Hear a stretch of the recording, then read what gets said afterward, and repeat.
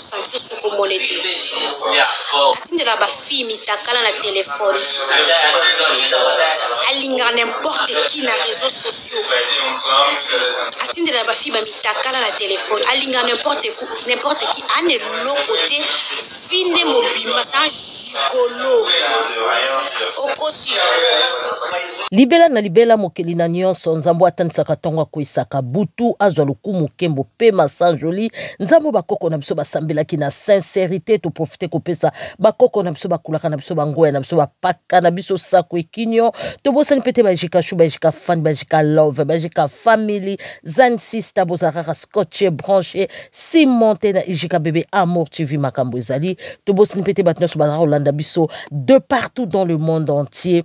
Nzambi kubenisha tout le monde. Bana mama bozali, famille bota bonibino kuna nzambe apambola bino, ya bino oyo mondial international mokili mombala paparazzi de la presse, autrement dit bosolo na YouTube bana mama kolala kolamuka.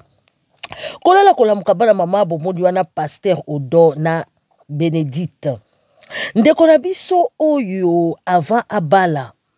Ndeko mobali oyo ezalaki na ba nungu na réseaux sociaux et mataki ekitaki eke zongi baza kopekisa ye mobali oyo aza pasteur ndeko ya Soleil Wanga o abetaki na quartier latin Kofi balobi ke ndeko azali ngondo liboma ya kosakana te ngondo liboma doki ngondo eke zongi asengaka basi mitakala do ba pasteur oyo ya tangwa suka tozoyeba bango te ba pasteur o ba bimi oyo kake komi ovandi boke somba bible no na Fnac oke somba bible no na magasin moko boye oye okomi Georges alobi Mathieu alobi Pierre abulobi boye bika baje wana Ezaïe eke zongi pasteur oyo ekobiste lokola pe ndeko mwasi azalaki ko vivre na mwana ne ya mobali abandaki ko sala mwa ba biloko na ye na TikTok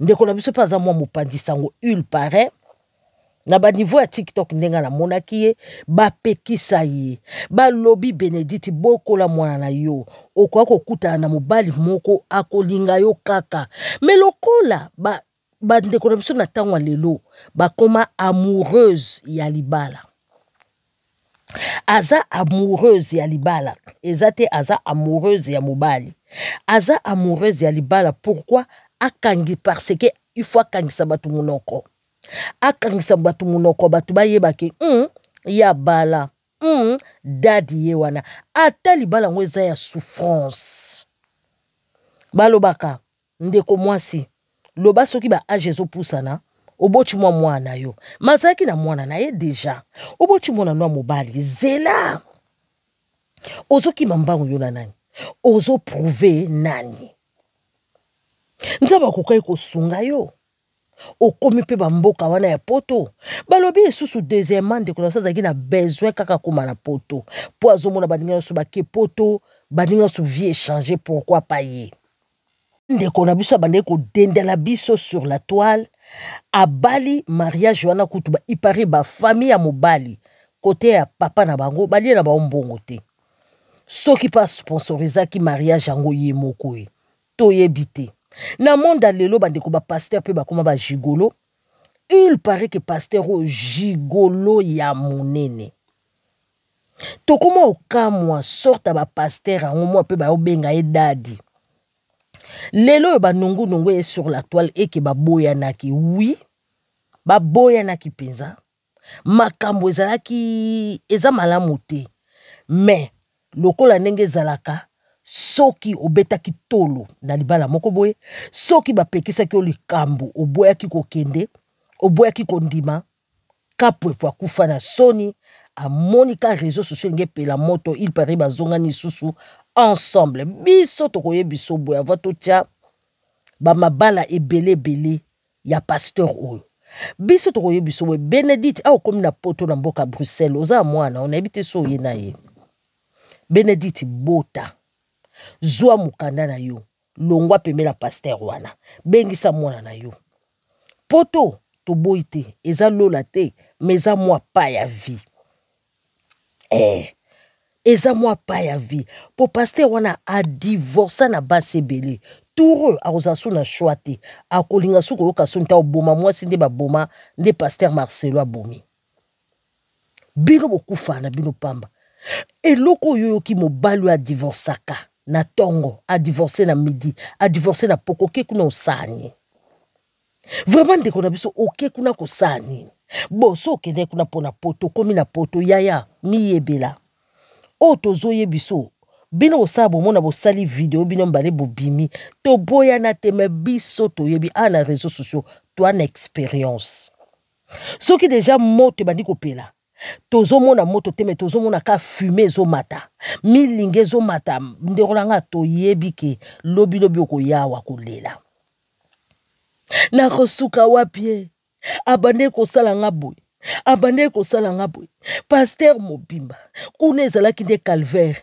ezalaki nde enfer soki nabimaki kuna avant oya koexplike biso nyonso to wana ndeko yebelardo po biso toyebi mibali ya niveau wana bazaka maladi na mutu eza te mpo na soni ya bato adivorsa soki 1000 fois nde yo akoyoka soni. C'est une maladie. Maladie ya ngondo liboma. Maladie ya bilula lula. Maladie ya ki irresponsabilité. Yango ensemble nango. To bengaka bango ba pervers narcissique. Ba changeaka te, mais ba passaka na étape supérieure. Étape supérieure, eza étape blanche, aza siko na se ya mabele. Na soni wana ya ko divorcer belé akoboma bolanda na bokebi. Mobile okuta na don pardon elwanga aza mobali na yo ya vie. Je pense que ko effacer ma ramio so kala bo memela biso buzo bate. Erreur et ça la malami balé mi ça te comme un erreur te bo se positionner bien bo dans la couple moko ya bonzambe et dans la terre ya ba makambu kili don elwanga lokola a s'engager divorce na bato ba kola libala eza pour la bala mikete libala eza pour la mikolo so za mona muke et simbate parce que to mona bato ba divorcer tant bazongsi bango par force moko akota mabele a divorcer qui première fois a divorcé deuxième fois. Tu éviter qu'est-ce qui s'est passé côté à moi aussi. Tu éviter qu'est-ce qui s'est passé côté à Mobile. C'est leur vie privée, mais tu éviter. Tu na yoka odon tabete la solo. Yoka pe côté à famille moi si te ba betal solo wana. Bango tous les deux familles na basi o ya leki na bango ba yebi ba secret wana. Deux fois ils ont divorcé. Mais ils ont comment comme abe réalité à divorce. Tu éviter que ça malam. Parce que tu yoka te basi on ba leka la télévision. Baleka ni netandoike ni na YouTube lo bakeya sala kanga boye je sais pas so basala ngo so basala ki yango to ko fanda wana nde to lo ba moi ça lobi boye mais to ko samisa bango nyonso te po ye mobala betel solo la te moi ça boso betel solo la te moi ça mi balé pe baboa na betel solo wana te et même maka ministère pe na shit divorce zong saka ministère sima. Très bien. Divorce et déstabiliser la vie à mutu. Surtout vie à ban éducation à bana. Ata papa zala ban au bunana yo moko mais au senti que maman la bangazangi. Avec un reporter. Odo elwanga cette fois-ci à sa soni wala te. Peut-être dans sa choix bien cette fois-ci. À sa choix bien et ça la exemple moko à suivre. Donc pasteur Oyo a divorcé mbalebele. Biso to baka na kalaki pasteur akoyiko divorcer te. Même au Christo, soki ase ya bali, ako divorce te ti mobali wana ko kufa to mwasi wana kufi bako bala sute. Mais ba pasteur alelo, kaka ba mba elaka biso Bible wana. Ba elaka biso verset wana. Pourtant ba zu Bible pa mindele ba eli biso. Ba koma ko divorcer na tembe.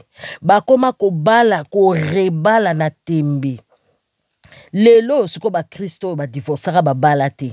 Basuka apozo zela mwasi akufa to mobali akufa basuka wapi bomoni be rero bacha batu na vie pasteur azo divorcer ata 50 fois ba pasteur nyoso bozo mona bangwana ba divorça Moïse Mbie a divorça na mwasi na ye o ba bota mwana Mike Kalambai a divorça Mukuna a divorça bango nyonso la plupart siko mateyo babanda kote ya bino e utaka wapi.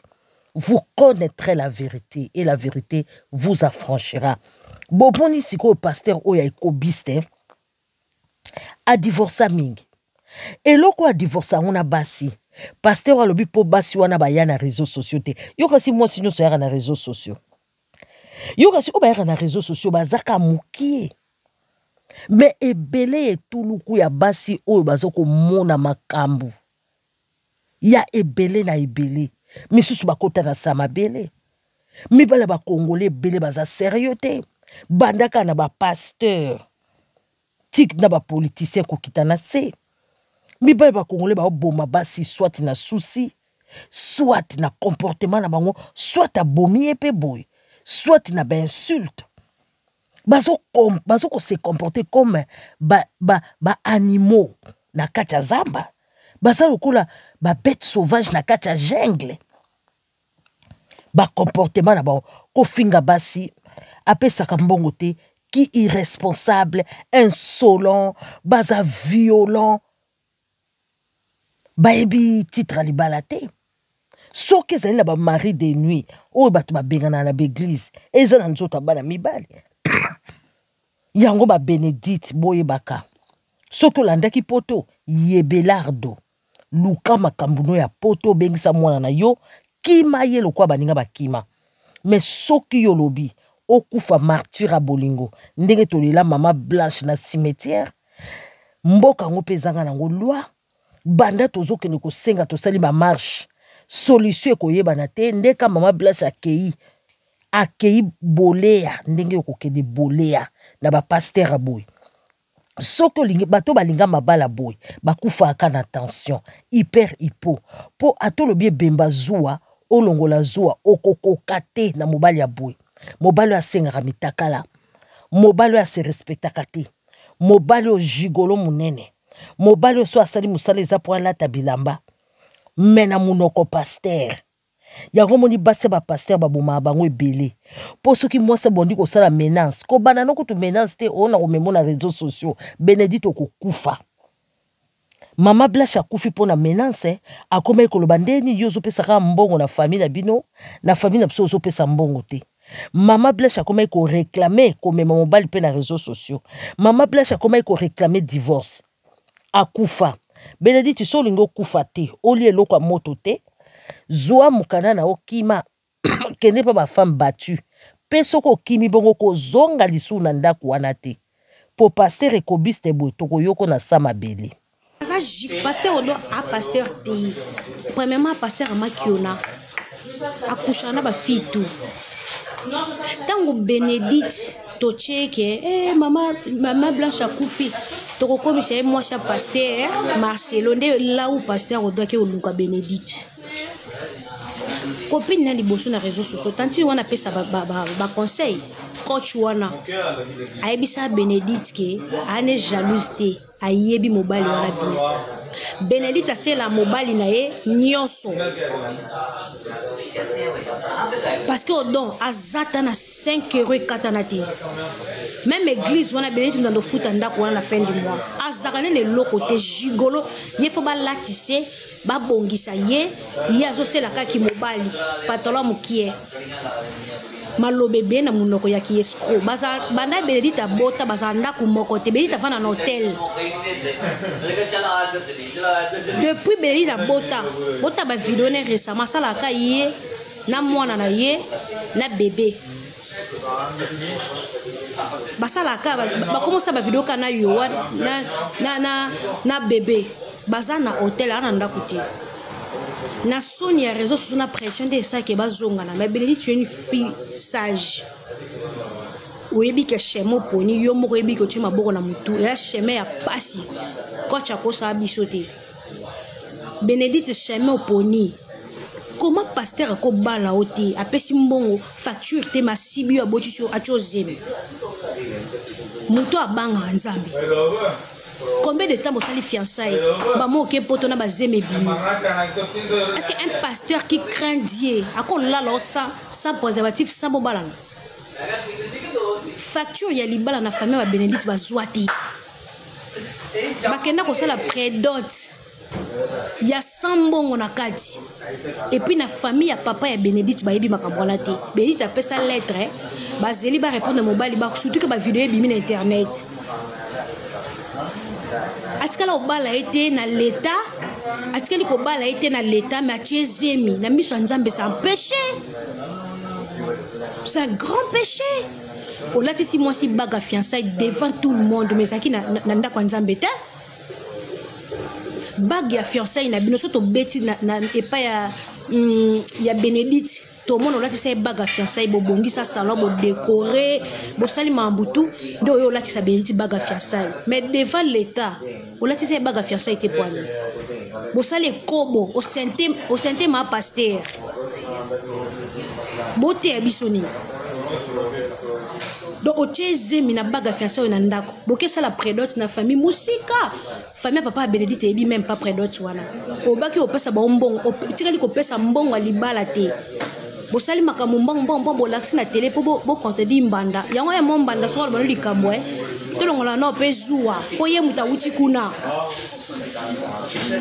abale na coutumier apesa mbongo te famille ya papa ya Bénédicte balia mbongo te ko batante nde basilika te batante basilika bozongo sa ba vidéo batante ne bokande basilika basuduka bakemo na Bénédicte na vidéo abali famille ya papa ya Bénédicte balia mbongo te ko batante nde basilika te batante basilika bozongo sa ba vidéo batante ne bokande basilika basuduka bakemo na Bénédicte na vidéo abali bango ba assistant même pas na libala. Tout ça pourquoi déjà amitié la gezemi bazao luka place nini batia ba photo libala po to le bela zemi wana te pasteur a senté parce que Bénédicte beaucoup tani kana tamuke ba sento pe kana tamuke Bénédicte azana ne certi azao tchede ba vidéo ya ba nzembu nyonso parce que abotana yekima soki yokima aza artiste en fait. Bénédicte ana ba business na ye aza ba fondation na ye. Pasteur a calculé que Bénédicte a une fondation, a un business, a une femme forte, là il faut le dire, parce qu'elle a une femme forte. Dans l'éducation, c'est une femme forte et puis très intelligente. Bénédicte a éduqué moi, le monde entier, elle a vraiment éduqué son fils. Elle a une vie meilleure, elle a une vie na TVT. On a zoné mobile bien qu'elle soit aventurée au dos, mutakale ça ba téléphone ba fille bébé. Maman a commandé un bon parleur gigolo carré. Muta ba nyongo nde bongo ba nyongo nde ba nyongo. Ake ko boya mwasi na wana coach tanga moni Bénédicte. Coach wana loba na biso ba mbobele to ba kaka zuwa. Bozana matata. Soué na biso eza bozongana mais faire des choses bien. Pour odor dans mon boulot makasi Bénédicte tu vas souffrir toute ta vie. Pour ça na biso eza nzamba salo grâce parce que on mérite ta troisième enfant na troisième papa te. Pour ça na biso eza pasteur on doit changer. Atika ki gigolo comme un vrai pasteur parce que c'est un faux pasteur. Aye bande mobala sa suma bande mobala sale la moi si pour on doit sale la l'autre côté quand même tu sais. Si on a charge à moi la mort comme la deuxième charge na tata ne lisusu charge à moi na kuta na passe ko ba sa suya moi mobile mukolo bon kwani boni ba charge pour la bonne na famille Hermos célibat c'est bien. Hermos bande koto où la mabala te célibat et bien. Dépression ça na mabala. Oko katala nera mutu. Célibat nazo yunga nati. Na avec la père, na sali boye, na kila na restaurant, na ça célibataire. Mobala mbanda Bénédicte na comme n'écoute des années coach wana oh donc le mobile chez ton coach le man a biso pasteur alinga basi tin église te bébé à moi célibé zabie ba bana mabala bana ba dépression totale soit betelo histoire na été o kokate basi ba okufa na mabala combien de fois depuis to coach année o basi ba kufi bibali ba bomi basi biso ka jani akufa ka moko tande ba lapida la brune. Combien de mibali ane otokoti babomi bande kona biso basi ba okufa na dépression basi ba okufa na solitude basi ba okufa na ba problème na cœur moi ba yebisa batezate ana ba problème obango yebisa kama ya solo ndeko na biso Joël Mopandisa ngo topesi yo mboto lobi mambo solo basi ba okufa na ba dépression basi ba okufa na solitude basi ba okufa na makambo ebele likolo ya mibali ya ba Congolais yango na libala bakongole na yebisaki bino fo yebaka menu na bango biso bato tolobela bino vérité bolingaka te omona bozobanga parce que boza na peur bakotisa bino baévangile à peur bakotisa bino makambo na peur même na bafamille partout mobali ya congolais surtout ya marque oyo angondo liboma vanda na ye likolo moko na frein likolo moko na brouillage vanda na ye avec attention en tout cas sala effort po makambo na ye penza elataka o nzoto te sala penza beaucoup d'effort et puis mobali ya ndenge wana soki lisusu abakisi aza gigolo yaya so ozoluka mbongo na yo po ya kosala ke bino bale bodinda na se soki ozoluka mbongo na atozosala mosala na yo sala effort obombaka mbongo mobali ya boye salaka effort ozalaka kaka gentil po lingi ovanda na ye po aboma yo te bombaka mbongo zala na teknike ya kolamba ya monaka ka biloko ozolamba melelo olambi no makoso lobi olambeli ye mipanzi ya kokalinga ya kotumba ya mosaka kolingaka kutu osalaka badepense te lingo bima na mbongo obima na mukanda parce que baza ba pervers narcissique bazalaka pe très prudent asalaka te gigolo azoka ayebi très bien ka osalo mabe et en tout cas na te ya kabino ayebi bel et bien aza conscient ka osalo mabe mais mabe o eza na nzoto na ye aza na mabe wana eza plus fort azoko tika yango te alors yoko ya ko souffrir te parce que ye azoko tika mabe te mobali bongo soko lobi na ye na vie na ye na ye ko aider loko bino ba fumu libala na ye ko aider à changer na ye ko aider ye basio bazaki na ba aider kete mama okobela souci te même sousa motema ne kokoma masusa ti oko regagner se à mabele avant l'âge na date na yote na âge na yote okoti déjà se à mabele mabala ya bongo ba vivre yango na batik na batak mabala ya bongo ba vivre yango na keba Benedict siko osio yepoto luko vandisa mukanda tika zuwa ato moni azotala mitakala yaya osio komaki ondimaki tika zuwa bota vandisa mukanda po ayebi kaza mutu mabe ayebi ka bengisio do batu mabe bazandeni il faut manifester mabe na ye mais ko manifester ngona nani mutu moko fo zalaka wana yoka bokebi simba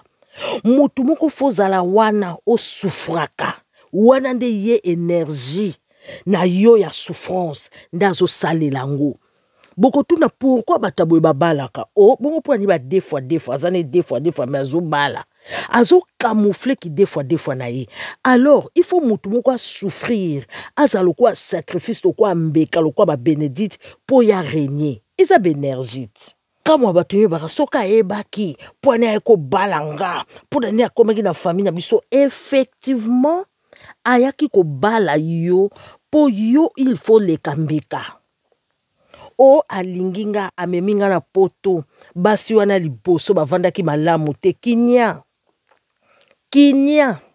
basi wana bavandaki malamu kutu kitoko koleka même yo mais ye aza diable en personne aza pervers narcissique aza malade ata lingi mwasi yango aza ndenge ata aza iwata ata yo mitali na talatalo baluki obi naza zéro faute akozwa mitakala moko boye oyo moko ba mutakala oyo yango elekiti ye aza malade alors bato malade ba pervers narcissique il faut mutu moko avanda wana asufraka na ba mabe na ye asalaka bazuwa abela ba tension akota na se ya mabele yango ba parlaka bino likambu ya mutu azoyiba ba énergie obo benga kitwal mutu azoyiba yo joie de vivre po yazala na joie de vivre bomona rate mibale ya pervers narcissique soki kutozo sala bazuwa nde penza kindumbe pelie moto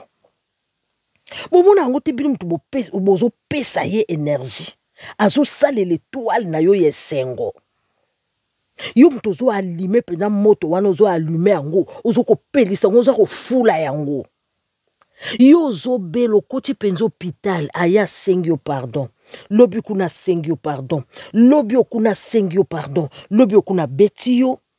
Donc bazalaka ba humeur moko ko comprendre te. Lelo asikisi yo. Lobi a betio, lobi a panzi biloko, aye mama limbisanga, na yebi eloko etinda kingate, aye lobi, osali boy, a betio sa raison, a vimbisi yo liso, aye, yo vimbi liso zo bela, nde ya oki elenga ko matela yo. Tangwa betinga, siko basi musupe ba koma kaba mazon dengwana. Ya zaka soka betinga, bonenga ko salanga kitoko, nenga ko bando pondelanga, ako yelanga kado. Me mukola ko bomo, okozanga muta opeso kado. Basi musu bakoma ba perverse bongo, ba narcissique aussi. Azuba yesoka betinga mobena nga soka betinga omona ya salinga makambo kitoko apesinga ba kado yaya okokufa. Yaza malade. Muta bongo soka zoboya ko se faire soigner ou bien ba interner lukanzelo ko kima. Yaya okokufa na poto olingaki oya na poto po bengisa yowana na yowana me yo kufi otiki na mwana okobota bango ba pervers narcissique batalaka teke na bota batalaka intérêt na bango ba sentiment wana ezosala ye sentiment des années tango ya bali mwasi wana souffraka misusu kutu baya komona yibi mbongo ye aza na bana rentrée scolaire lobby mais ya yibi mbongo nyonso ake ambiance oza kolela oza kotelengana do akokomisa yo liboma ole ya belaka liboma yo mtondo simba liboma na ye ezaka bongo Benedict Mapasa apotika ye ozalo kute elili magoda na ebaka libala oyo korumela te biloko ba chinois erumelaka te mwa bana oyo nani akota ndeni na za kanda Benedict kokufa pona Lili Magoda te pardon lobi ezaki anniversaire a Lili Magoda Benedict a posté mobali na ye te po bazaya ko bebana Benedict tangwa boti Lili Magoda zweli ye hotel akosi Benedict ke ezalo kwa kado ndengo botelinga Mapasa nzoka te Lili Magoda azobetela batu soki mwasa boti akokaka kolala na ye te akokaka kolia na ye te ba audio wane koma kapa Benedict te ekomi pa Benedict na mincho ndeto olo babwe Benedict azana hotel atiki ndaku na ye pa Lili Magoda Benedict esi Lili Magoda il photo boya na pona nino kokiko lo baboye Lili Magoda biso to boya na to boya na biso etalinga te libale bande ko bino mwe ba caractère ya pervers narcissique te botala moi si ona mobali na ye sengo biye wana sokotela mobali biloko azolia mama na bango abengi mutu mususu te mais ya supporter te a supporter moi ça simba téléphone te mbala moko aboto yi téléphone brutalité abua ki téléphone a bambiango abelingi na beta yo na nga muta ya mbaka te moi si mal à l'aise ayeko senga pardon pardonnez-moi chérie chérie limbi sanga zo iPhone asika na eba kiteza yaki maman mutabanda iko benga yo ye pas pardonné bakutani na mwana classe na bango collègue omona na kasusu te ngape na sisa ki ba classe na koma awa ngai pe na koma koto moninga na ngai pesa nga numéro na ona benga ko moninga ngape na bala ayeka kambala moko atuni même pas akomi ko beta amemi ngulu na ye amemi ngulu na ndako abisi garçon na keba na abi aza mutute toza lokola cousin cousine alobi zela abeti avimbisi ye tala lisuko vimba aye lisu na fleur chérie limbisanga ye pentaba be alimbisi bébé na osa susute na eba kite bokoma lokwa bandeko na eba kite botanga bokola ensemble ye pas à marier moi ça so tia rouge à lèvres po bima bakende barombala biyo na tino tia rouge à lèvres allez pangusa ba rouge à lèvres ana zoba ye po kanisa ka mbai na ngaza azwa minge nzoka ndeko mema ye na liwa bandeko bo simba bokebi aya wa yambi camarade na ye abitande bazoko betangai libala mobala zo pesanga nyoso kasi souffrance mobali pervers narcissique aza malade lokola yaza kabondumba akanisinga pena kabondumbo ya ye lolenge na yabi kamana bitika yupe ko bangeleki atoke na biso nanu okokufa na libalo yo akei lokwa benga ke kambala moko aye mobali wana cette fois azeli na mbeli achubiye tu leloko kufa ndenge pe yozo ko zela ko changer okokufa tala mwasi olelo na cimetière mama na yake kolela ndeko na yake kolela ozui kanga mutema kona mobali ya jigolo malamu kutu nalinga nga ta kamere ata na kufi bwe bana nga batikali na bomengo ata bominga na zuwa mais mibali yango komona jigolo mais pervers narcissique mobali yango komona tika ke lokote mais pervers narcissique mobali ya mitelengano irresponsable mozo kobotele bana 20-30 ndeko ngai eso mobali ya betinga enalinga ka betanga magoda kitoko après abondelaka nga okokufa okoti siko pardon zonga muke excusez-moi zonga muke kende kotala histoire wana na tela kibino zalata mida na tambola ta na château rouge na tapis rouge bona mona rata pasi ta mususu bana nanga bakotika la ta na bisengo kenda ke lokota jigolo moko boy abeta kanga afinga kanga asabota nga bana mama.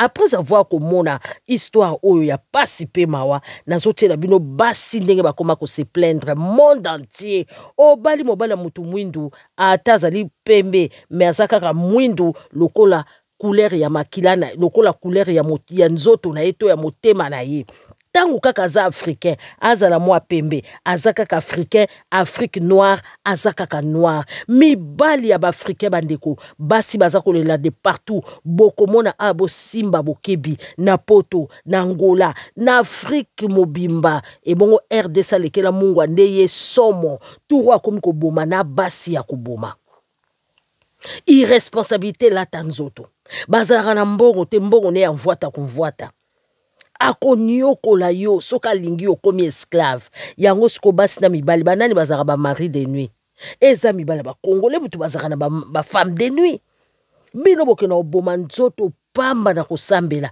eza bango eza binote bolanda ndenge basi bazolela na mawa mibali ya poto boa mabe boza mabe makasi na nyonso nga na dépasser na famille na yo matondo yo oyo futinga oye na Kinshasa ozo perveni kosenga nga meme ba crédit na otindela yo oyo futinga okanisa ta ba mbula oyo nga na polaka nango te pona okikuluka yo merci naka nazwi vraiment taya kozela mona mobali wana ndenge aza wana na oyo asalinga njoka koyo ayaki abali na ye mwasi mususu ase voyager na mwasi wana pona nini mibali ya poto boza mitema mabe boye yango wana bandeko na biso ya basi tomviaka mibali ya poto te olekiseli nga tana nga na boyi mibali na nga ya bia bia bayaki na ndia na nga likolo na yo pona ovanda kozela yo bandeko na biso ya basi tomvia ya poto te mibali ya poto puisque belende ba escroc ba aventurier na dépasser na famille na yo bandeko na opesa bango lupango na biso ndako na biso ya ofele ya mama biso akufi tokundi mama biso pa même ta inane na ndako ya mama na nga na pesi yo na pesi bandeko na yo ke boya bovanda nyonso to kaka pona bokilo na pe oveni kolongwa limete awa mbula na opola na se mbula pona tuluka yo na bimisi mbongo na ngai na saeli bino wende Jacques omoni yo vine ke kama lamu na mwana mwasi wana tokotala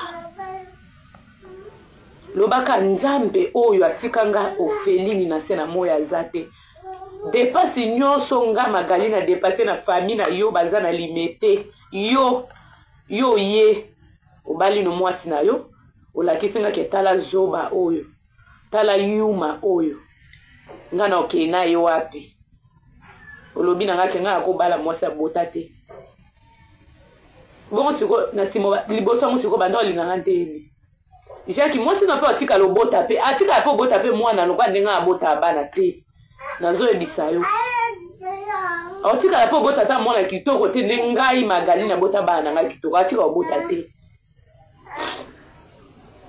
yeba yango bongo ofingi nge pa bandeko na yo finga ngai mobali mabe osala pe mwasi na liboso pe ka bongo osala epe ka bongo wana pe osala epe ka bongo totala kasi ko mariage ne ekenda ta 2 ans ta 3 ans bandima yo oyo salinga bana Afrique basi poto tozo comprendre te mibala ngola akotika kiyetu akuti soso azotuna te apita ki mutema mabe azotuna tu legime vert na pipi ya mubesu mibali na yebi te mibala ngola buzoba ni bino ozana mo tokolesa bino ti wapi boyoka nzembo toyitosala pape yozali papa ya ndenge zoba pape yozali papa ya zoba zoba mibali ya lubanda boza mibali ya ndenge nini pape yozali papa ya ndenge nini otiki duze tu okuti soso otunaka te yozali papa ya ndenge mwasa uti je na afuti ndaku oye kolale yozali papa ya ndenge nini ya futi ndaku te mwasa futi ndaku yazobeta ngosi na peti nyonso oki mutema mabe te moyo wapi ta niveau ya tozama ye atiki kiye tokuti soso otuna tu legime vert na pipi ya mubesu ake soma na sabadan mpona kima pipi ya mubesu oti kosuisa biso mitu olanda libali yangola balela buyon libali yangola balela buyon balangola balela buyo eza wapi ya sali wenze na ye alambi buyo abanesenge pipi ba bizi kende kobenga koko na tosenga pipi kende kobenga koko na yo kende kobenga mama na yo ebongo tika ngai navanda kimia balangola balela buyo ta niveau oyo esili bayebi te bandoki bakomosala bawenze oyo totia makelemba eza te epidemi ekoti biso na ngola wa mibali basawune bachacha viva ya totekela ngo bapeshe epola bana mama bonsoir naye kosolola sujet moko ya madame Vanessa Baduzo liwana esalinga pasi me natunaka bosala yango nde nini likola mwana mama mutu mosusu adulte moko boya lamukine na ntongo ase decidaki baya ne deuxième femme ana mbongo na ye ngai estoma na ngai elongwa bapoile esila ntina pike crise nakufa natika baya na ngai mike bosala yango nde nini ayaya mama na ngai kuta kufa estoma esila bapoile te na pika crise nakufa te nake kokufa likola mwana mama ya mutu mosusu adulte pe asepeli na ye ake kobala mwasi na ye mibale ngai na okufa mpo na yo ebela mwasa kitoko apembo ke na sama bele ya bosala ngonde nini yo nga kuta to bali leki na nga to bali mwana yana nga ba baba dilti ba imamba osala nga na capacité peut-être na pauvreté mobala zumbo wa sundola nga azosala mambo libanda ya okenda ba poto aselo terrasse Jérémie aboka kayo otambola na ba jeep na kufa pona mwana mwa mutu mususu adi bande kuma monsieur azamasi na kimina mobali obala basana yo wana tala ndenge to lati ba pete bandeko bino nso bozolanda bavideo atato ndenge azosenga tolukela ye mwasi akimi ye siko bandeko boyoka pourkui mwasi akimi mpo libota mwasi ebengi ngai balobi boye tata o bozomona akendaki kobala mwana oyo na Lubumbashi akosi mwana ke ye na mwasi na ye basi bakabwana bazalaka lisusu te mwana pe andimi abali ye tango abali ye amemi ye pana ye kokoma mwasi mwana komi na ndaku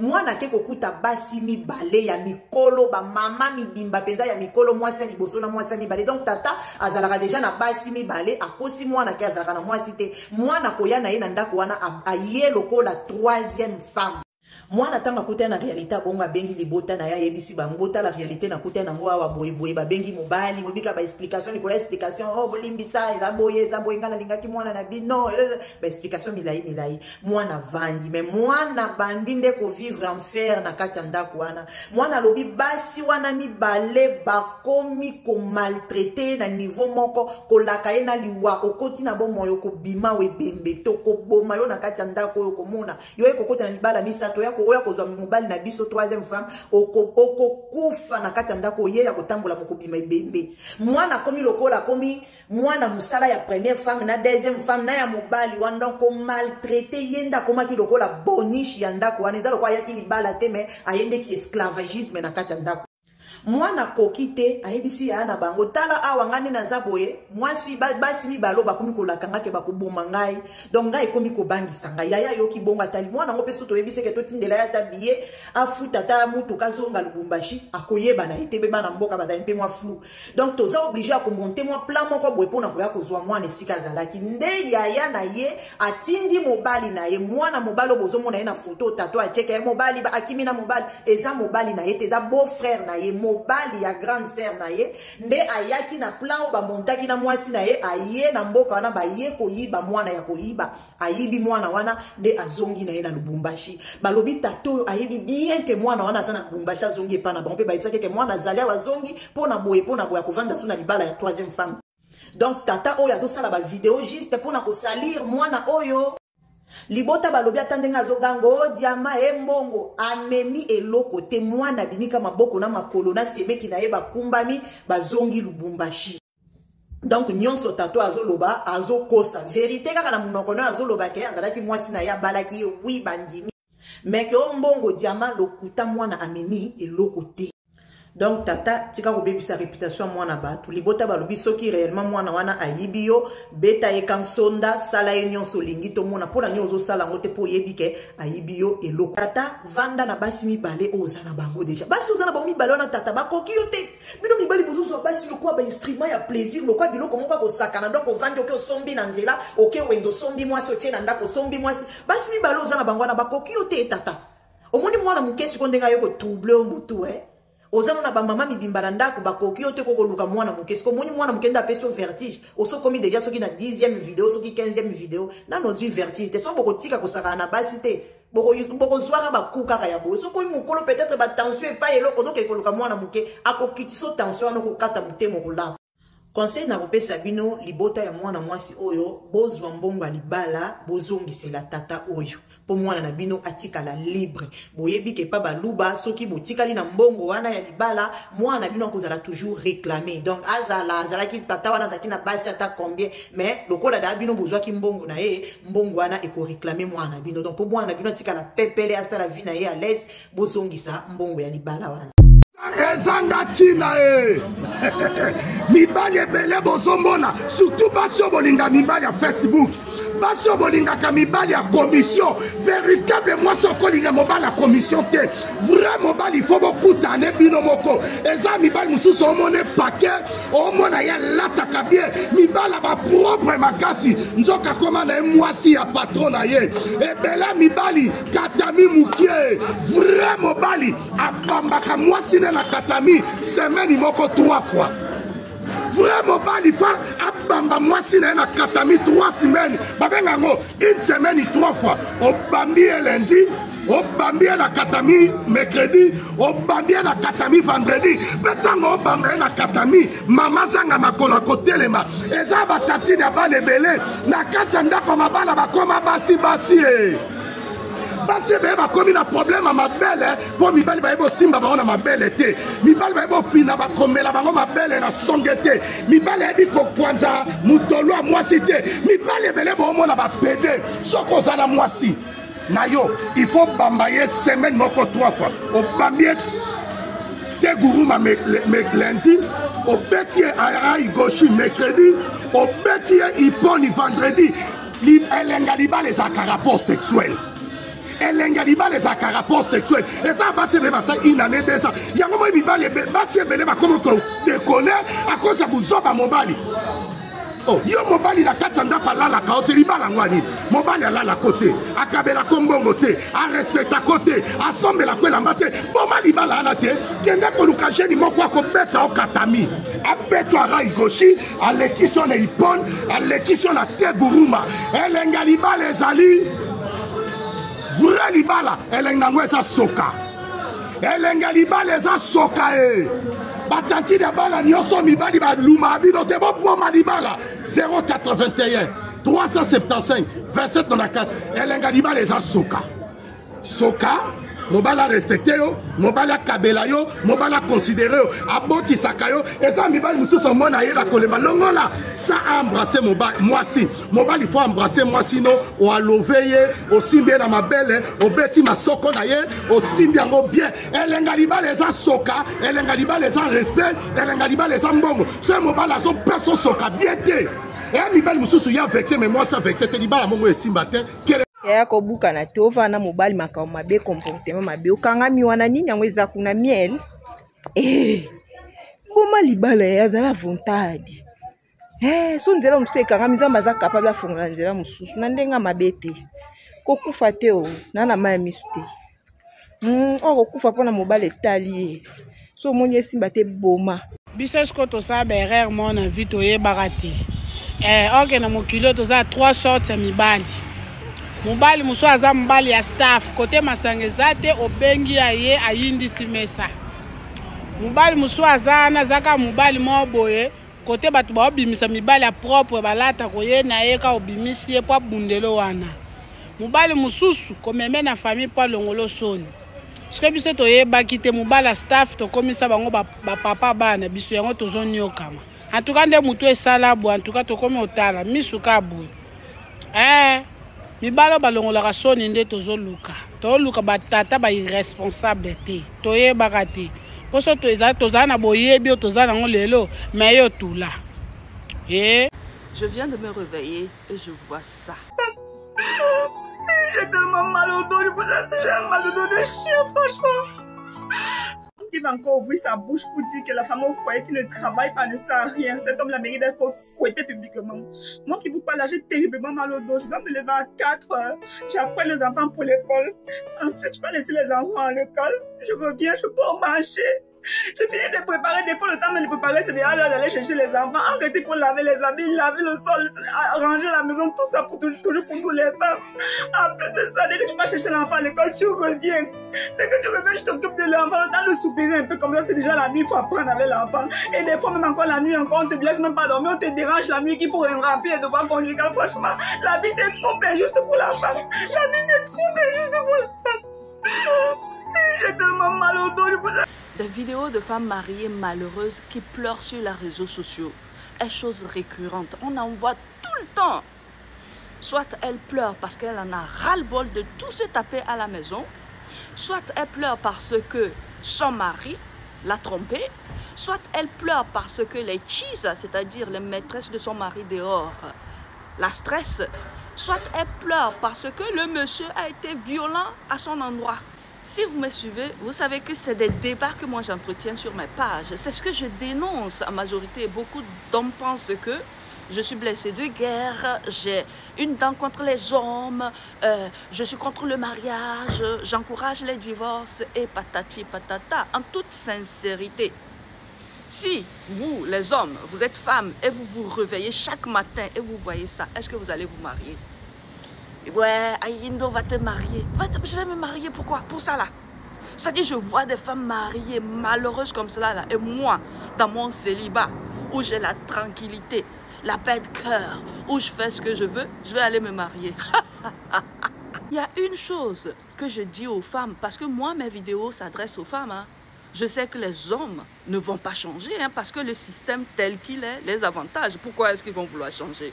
Donc, je m'adresse très souvent aux femmes. Et ce que je dis aux femmes est que lorsque tu subis et tu ne fais rien pour changer ta circonstance, tu vas subir aussi longtemps que possible. Tu vas même déjà dans ces situations-là. Les femmes qui ont déjà dans des mariages, elles sont nombreuses. Je peux te citer les listes. J'ai fait des vidéos sur quelques-unes. Hein. Elles sont nombreuses. Veux-tu être la prochaine? Donc ma chérie, si tu ne fais rien, hein, tu ne fais rien, ce que tu vas faire, c'est que tu vas venir ici pleurer et nous, on va te regarder. C'est les plus courageuses hein, qui viennent avec des vidéos comme ça. Hein. Les moins courageuses là, hein, tu vas les voir en commentaire. Allez sous la vidéo là en commentaire, vous allez voir le nombre de femmes mariées qui sont malheureuses.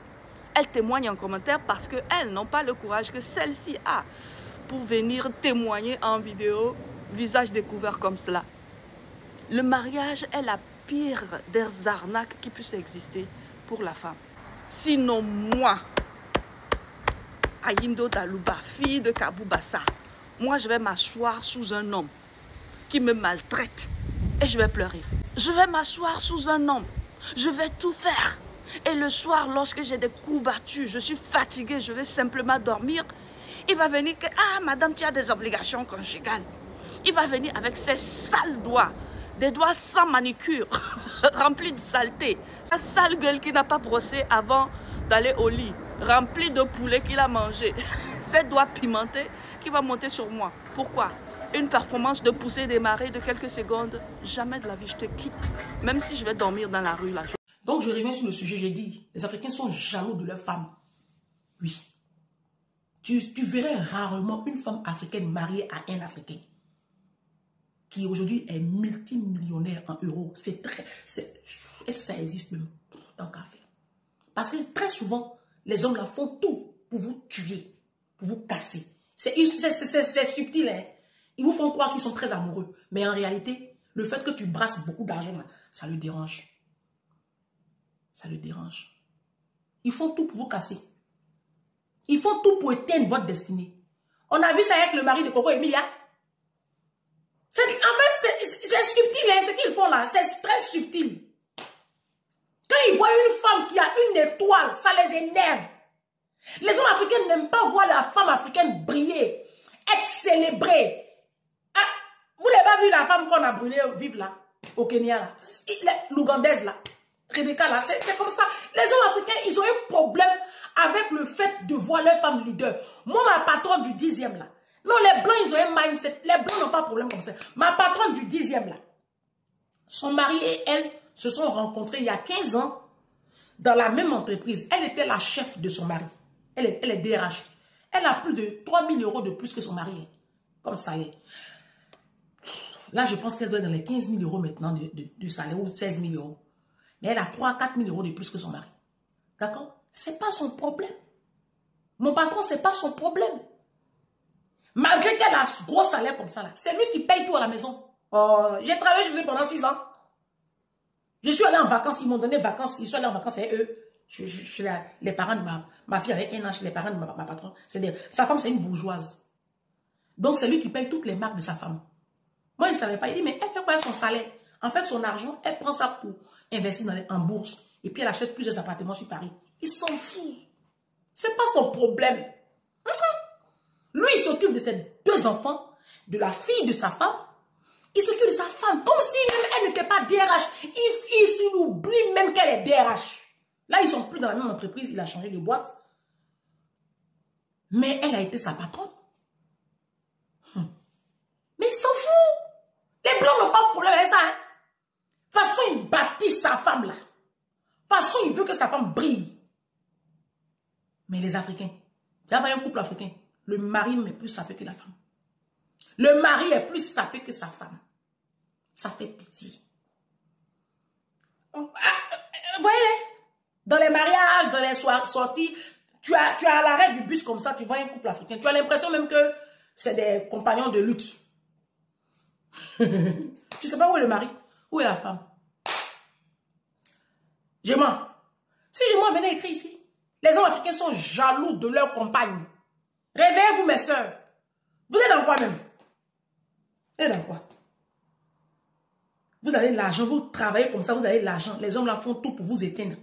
Toi, ma soeur, tu es en Afrique, tu fais ton bon petit commerce. Il y a plein de témoignages comme ça. Les femmes là, elles font leur commerce. Les hommes là viennent, ils mettent le feu dedans. Normalement, quand tu fais un commerce, tu as ouvert un commerce là. Quand un homme rentre dans ta vie là, c'est pour que ton commerce là arrive à un autre niveau. Mais depuis qu'il est rentré, tu te rends compte que c'est la même commerce là même que tu as fait. J'ai une de mes petites comme ça qui burkinabé. Elle faisait un commerce, vrai commerce, hein? Elle a rencontré un Ivoirien. Toi, tu es burkinabé, tu n'as pas trouvé mari au Burkina là-bas. C'est Ivoirien, toi tu allais prendre. Le monsieur là lui a pris crédit, 6 millions. Chérie, donne-moi 6 millions, j'ai besoin de ça. Elle a pris ses économies. Économie, elle va prendre pour aller à Dubaï là. Elle gardait l'argent, la petite pour aller à Dubaï. Pour faire maintenant son gros truc. Elle a pris la donner à l'Ivoirien. Là où je vous parle là, elle est à terre. Elle pleure dans mes oreilles. Regardez, regardez, regardez. C'est ça, vous dites que moi, je n'ai qu'à me marier. Et puis mon petit argent, j'ai mis sur compte là. Il prend pour prendre mon petit prêt, ouvrir mon grand restaurant, on va chanter mon nom là. Moi, il prend ça pour me marier. Et puis, garçon va venir. Maman, maman, moi.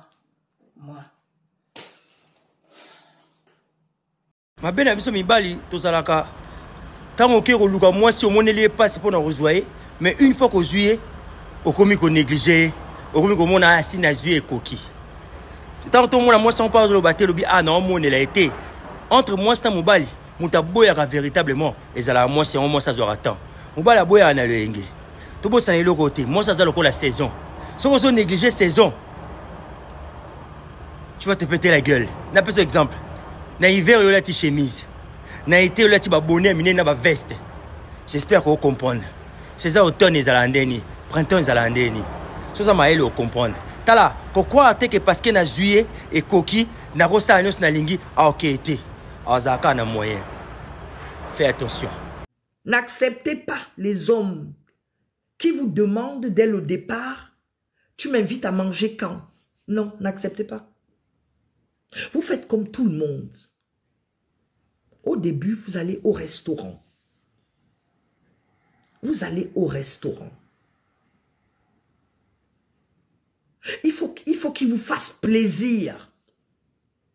Il vous invite une fois, deux fois. La troisième fois, vous pouvez l'inviter aussi au restaurant. Bien sûr, vous pouvez l'inviter au restaurant. Il n'y a pas de problème. Mais avant de l'amener chez vous, dans votre maison, il faudrait au moins qu'il ait fait beaucoup d'efforts. Arrêtez ça. Arrêtez ça. Arrêtez. Arrêtez ça. Moi, je veux encourager le maltais, mais c'est trop, c'est trop. Donc, oh, linga mobile, moi, j'en provolo, ce qui pauvre. Mais pauvre, on n'est pas nyokolo. Irresponsable ango nenga ko utiliser ngondo na ye liboma ka lokwa ngonga ya église catholique nganga nyonso ngonga akoyelo maladie gratuitement yango moni bato musu ba bwaka mabakota ba kamere na mwana ngata pasi mais natika bomengo na mokili oyo ke nakufa bolewa soki boleya nakufa fele gratuitement. Mibali yango komona bango bazaka kwa batente ba mikonja Chine okomona boka ba sapi bilamba ba biloko okomona boka ba désordre mobile mo apesa mbongo te loko te avimba ne loko na kiti boyo kwa libundu boko kwa mutu ba ocha elevir azo vimba apiaka mbongo te loko te kokinotika bana classe pe problème mais basi pe bakoma liboma balingi pe ka mibala ndengwa po babaka baninga na sina bali basi pe bakoma maboma yaya liboma ngobelela ta mobali mwaza na mbongo ko alinga kote mazana na mbongo akiparata yo yango zo baba mida oyo a changer mibali ebele changer mibali ebele bota tata na tata me ti ozo mbala malonga mais non mibali ngwa tina te ko nyokola ka bato na niveau po tellement salaraté tellement to asala ka musala moko muki azala mbongo ebelete à se concentrer na yo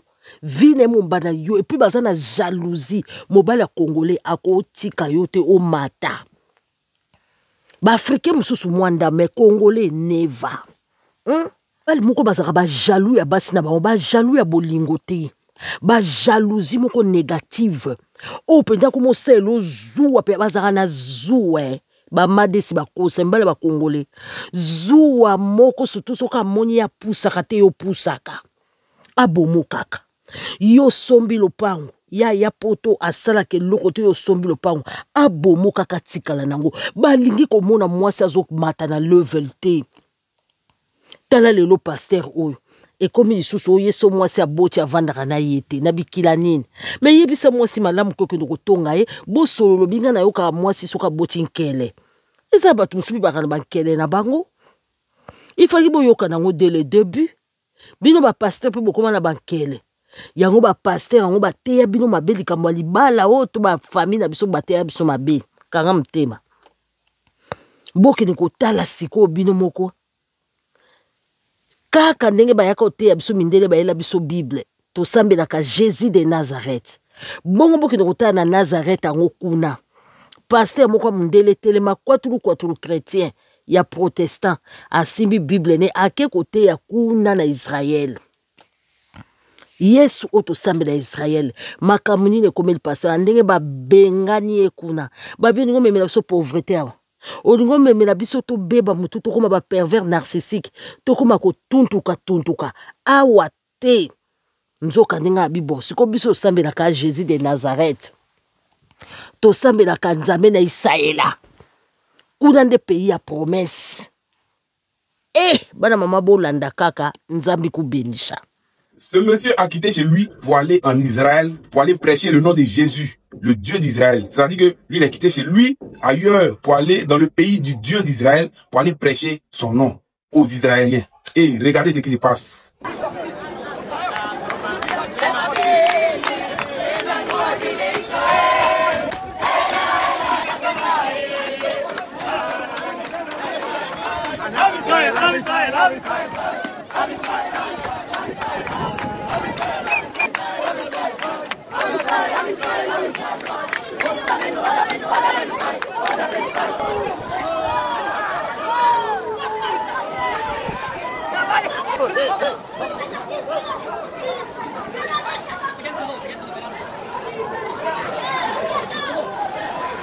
Est-ce que j'ai besoin de trop parler? Vous-même, vous avez vu, il est parti parler de Jésus là-bas, le Dieu d'Israël. C'est-à-dire que les Israéliens, eux-mêmes, leur Dieu, quand ils entendent parler de lui, voilà comment ils réagissent. Quand nous, on vous dit à chaque fois que vous, les chrétiens, vous êtes dans un film que vous-même, vous ne comprenez pas, vous venez nous dire que non, c'est nous, on n'a pas compris. Voici les images. Vous-même, vous avez vu. Récemment, j'ai publié une vidéo où une dame parlait de Jésus, le Dieu d'Israël, en Israël là-bas. Les gens ont commencé à cracher sur elle, l'insulter, la lapider, tout. Vous êtes venus trouver quelque chose à dire. Vous dites que non, en Israël là-bas, quand tu es femme, tu n'as pas le droit de prêcher. C'est parce que c'est une femme qu'ils ont réagi comme ça avec elle. Bon, ce que vous venez de voir, c'est une femme ou bien c'est un homme. C'est-à-dire, vous les chrétiens, les religieux là, vous êtes des gens, je ne sais pas, vous êtes atteints de quelle maladie quoi. Voici la tenue blanche qu'il est portée là. Tu montres ça à un religieux, tu lui dis que ça là, c'est couleur blanche. Juste parce que c'est écrit dans son livre que ce qu'il voit avec ses yeux-là n'est pas de couleur blanche, mais de couleur rouge. Le religieux est capable de te dire que ce n'est pas une couleur blanche qui est devant lui, mais plutôt une couleur rouge. Pourtant, il voit bien que c'est blanc. Mais il va te dire que c'est pas blanc, c'est rouge. Parce que c'est écrit dans son livre. Un livre doïtique, doï mental, doïtologique, doï doom, tout est doï dedans. Mais vous suivez ça pour sans réfléchir. Parce que même ce livre-là même vous dit que de ne pas réfléchir, de suivre ça comme ça. Attends, si vous croyez au créateur, le créateur qui vous a créé là, il a mis un cerveau dans votre tête là, c'est pour faire quoi? C'est pour le mettre dans votre cul ouvert. C'est pour l'utiliser pour réfléchir? Pourquoi un livre va vous contrôler comme ça? Pour vous dire non, ne réfléchis pas, faut regarder, faut suivre quoi. Et puis vous suivez. Vous savez pas que la religion chrétienne que vous suivez là, c'est assemblage de doïs, de plagiat, ils ont copié partout pour faire. D'ailleurs, même parlant des juifs là. Les Romains, quand ils sont arrivés chez les juifs là, ils ont vu une religion qui existait déjà. Et les Moros avaient un livre. C'était pas dans le but d'asservir le monde. C'était seulement pour leur propre peuple. L'histoire qui est dans la Torah, ça parle de leur propre peuple. Ça parle de leur propre ancêtre. Si vous connaissez un juif, demandez, il va vous dire. Ça parle de leurs ancêtres, ça parle de leur tradition, ça parle de leur culture. Tous les codes de la tradition sont là-dedans. Les Romains sont allés voir, ils ont vu que, il y a un mouvement qui a été créé ici, là. Ça met la population en harmonie, ils sont bien, ça les contrôle juste. Est-ce que nous, on va pas aller faire ça chez les gens, les genoux, là, pour voir si ça marche? Donc, ils ont copié, collé. Ils ont fait croire que c'est la suite de ce livre-là, qui est là. Le christianisme. Ils sont allés donner chez eux. Ils ont vu que ça fonctionne sur les gens de là-bas. Du coup, ils ont eu un but machiavélique pour aller asservir le monde, pour aller dominer le monde, contrôler le monde avec cette arme-là. Parce que la Bible, là, c'est une arme. Ils ont pris ça dans ça, ils sont arrivés chez nous ici. Pour venir lancer les doïs. Ceux qui ont été faibles, acceptés là, ils sont restés dedans. D'ailleurs, même les colons là, ils ont formaté les enfants qui ne connaissaient rien. Ils ont mis ça dans leur cerveau jusqu'à ils ont grandi avec ça. Comment eux aussi, ils vont pas apprendre à les enfants? Ils pensent que c'est la vérité, donc ils vont apprendre à les enfants. Les enfants vont grandir dans ça aussi. Ils vont apprendre à les enfants, ainsi de suite, jusqu'à actuellement où nous sommes là. Votre cerveau est là. Le créateur a mis ça dans votre tête, c'est pour réfléchir, pour étudier, pour réfléchir. Ne voyez pas couleur blanche, vous allez dire non, c'est pas blanc, c'est noir, mais c'est vert. Tiens, vous aussi. En tout cas, continuez dans votre tchèpouya, continuez dans votre Dieu d'Israël que vous priez en Afrique ici, Dieu d'Israël là. Voilà comment les Israéliens le voient. Eux-mêmes, ils le reconnaissent même pas, Il n'est pas leur Dieu. C'est leur propre pays, c'est leur terre. Eux disent qu'il n'est pas leur Dieu. C'est vous qui allez quitter ailleurs là-bas, que vous ne connaissez rien de leur histoire même. Et quelqu'un est venu vous donner un livre rempli de doïs. Vous allez dire, ouais, les Israéliens sont comme ça. Ils ont crucifié tant. Un mort qui n'a même pas hésité même. Eh ouais. C'est en Suisse, vous êtes dans vous savez. La flemme comme j'avais ma gueule. Plus. Oh, petit bizarre trop dingue.